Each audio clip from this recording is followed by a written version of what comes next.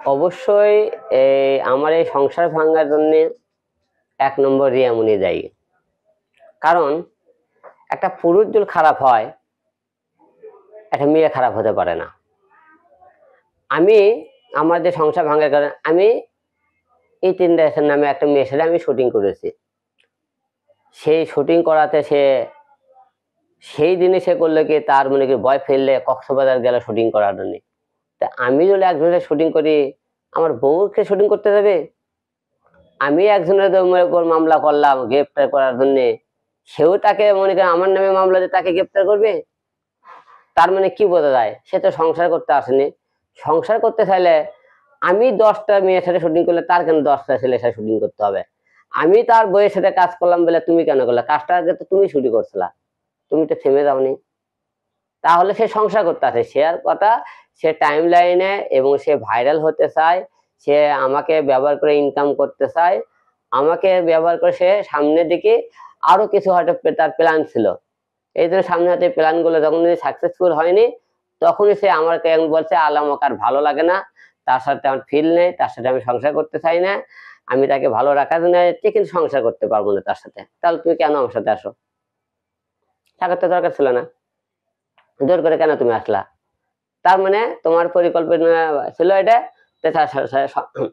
তার সাথে সংসার করবে না। কারণ সে যদি সংসার করতো, আমি ঘরে রাখে সে বাড়িতে মদ খাইতেছে না, সে মনে করে আমাকে মনে করে রেখে তারপরে কে প্রেমিকলে ইলিশ খাইতে যাইতেছে না, আমাকে ঘরে রেখে সে মনে করেন হোটেলে যায় তা মনে করেন তাকে নিয়ে যাইতেছে না, আমাকে রেখে সে রিসোর্টে যায় মনে করেন রাত কাটাইতেছে না। কারণ হলো যে সে তো মনে করেন আমার সাথে মনে করেন প্রতিদ্বন্দ্বিতা করতেছে। আমি যা করবো সেটা কেন করবে না? তাহলে একটা বউ আর স্বামীকে একই রকম করতে পারে? তার মানে কি কয়, সে সংসারের মুখী না।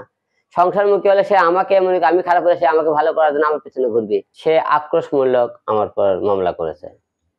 যেদিন তাকে তার ওখানে তার বয়ফ্রেন্ডকে এলাকার লোক গণধোলাই দেয় কট খাওয়ার পরে, এলাকার লোক গণধোলাই দিয়েছে, আমি তো ছিলাম থানায়। এবং রিয়ামণি কিন্তু তার বাসা থেকে ধাক্কায় ধাক্কায় কলার ধরে কিন্তু বাসা থেকে বের করে চাপে ভিডিও করে দেখেছেন। তাহলে আমি কখন তাহলে ওই জায়গা নিয়ে রিয়ামণি তাকে মারলাম?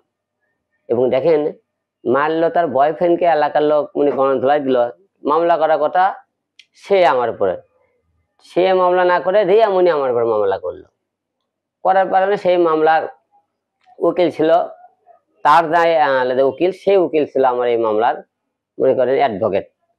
সে আমার কথা, সেই মামলার যে তারিখগুলো ছিল, একটা তারিখও কিন্তু আমাকে জানানো হয়নি। রিয়ামণির সাথে 1 মাস আগে আমার তালাক হইলো, কিন্তু এর আগে 4টে ডেট মিস করা হয়েছে। 3টে ডেটে মনে করেন সে তো জানতো, সে আমাকে তখন বউ ছিল, তখন সেই অবস্থায় কেন জানানো হলো না? সে উকিল কেন বললো না? সে তো যখন রিয়ামণি যখন এই মামলা জামিন না ওয়ারেন্ট হয়, আমি তো তাকে আমাকে তার জামিন করা হয়েছিলাম। এই বেসিকে একটা কথা বলতে চাই, মামলাটা আপনারা সবাই জানেন, সে কোর্ট খেয়েছিল, এলাকার লোক গণধোলাই দেয়, সেই মামলায় সে রিয়ামণি আমাকে ফাঁসাইছে যে তার প্রেমিককে কেন পাঠালাম, তা আলমের নামে তো মামলা করার দরকার। আর এই মামলায় সম্পূর্ণ মিথ্যে বানোয়ার ছিল বলেই কালকে কিন্তু যখন আদালতে আমাকে নিয়ে যাওয়া হয়, তখন আমার জজ সাহেব আমার আইনজীবী সেখানে যখন কথাবার্তা বলে শুনে দেখার পরে সেখান থেকে জামিন দিয়েছে। আমি যেহেতু 4 ডে আদালতে তারিখ মিস করেছি হাজিরা দেওয়ার, সেই হিসেবে সে পরে 200 টাকার মুচলেকা নিয়ে আমাকে সেখান থেকে জামিন দিয়েছিল। আর মনে করেন বলেছিল যে আপনি রিয়ামণির সাথে কোনো মেসেজ বা কোনো যোগাযোগ করবেন না কোনোদিন। আর সে তার মধ্যে থাকে, আপনি আপনার মধ্যে থাকবেন, ঠিক আছে, তার সাথে যোগাযোগ করবো না। সত্যি কথা বলতে মনে করেন রিয়ামণির অনেক কিছু লোক দেখানো ছিল। কারণ একটা স্বামী তার মনে করেন বউ বাসায় তার জন্য রান্না করবে, তার জন্য ওয়েট করবে যে আমার জামাই কখন আসবে, একসাথে খাবো, কি আমার শরীর খারাপ লেগেছে আমার জন্য মাথা ব্যথা করতেছে, সে যদি মাথা ব্যথাও দূর করে, সে মাথা টিপে এক হাত দিয়ে আরেক হাত দিয়ে মোবাইল টিপে, এক হাতে মোবাইল টিপে। তারপরে মনে করেন তার ভাই ভাবি আমাকে খাবার দেয়, সে মনে করেন রাতের বেলা আমাকে মনে করেন বাসায় রেখে সে বারে যায়, সে মনে করেন তার ইচ্ছা মতো সে চলাফেরা করে। এবং আমি এসব বলতে গেলে তা আমার সাথে ক্যাসাল গন্ডগোল হয়। হ্যাঁ, আমার আবার বেশি রাগ, বেশি বেশি কথাবার্তা বলে আমি তার মারধর করতেছিলাম, তুই উল্টো পাল্টা কথা, মা আমাকে না বলে বারে কেন গেলি, আমাকে না বলে তুই এই কাজ কেন করলি। এরকম কিছু ঘটনা অনেক কিছু ঘটেছে।